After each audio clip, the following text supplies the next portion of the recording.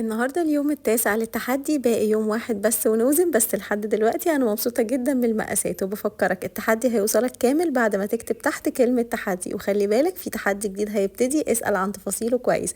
بدأت اليوم بأحلى مشروب بيرفع مناعتي، وكمان بيحسن جدا مودي وبيحسن جدا نشاطي طول اليوم. المشروب ده هكلمكم عنه الفترة الجاية بالتفصيل. اليوم ده ما أخدتش فيه الفطار بتاعي بدري، أنا أخدت الوجبة الرئيسية بتاعتي اللي هي وجبة الغداء، عشان أنا النهاردة كنت عاوزة أخد وجبتين بس. وبصراحة استغليت ان انا كنت مشغولة اليوم ده في المؤتمرات طول اليوم، ولما رجعت اخدت اول وجبة ليا كانت كوسة بالبشاميل، وكمان كانت محشية مشروم مع اللحمة المفرومة، وفعلا طعمها كان تحفة جدا. وعاوزة اقول لكم سر، انا طول عمري ما كنتش بحب الكوسة تماما، ولو كنت بسمع ان في كوسة ما كنتش باكل اصلا في البيت. اخدتها مع احلى فراخ محشية في الفرن، لازم تجربوها. بعد 4 ساعات اخدت كاروت كيك مع جرانولا ومكسرات، طعمها كان يامي جدا.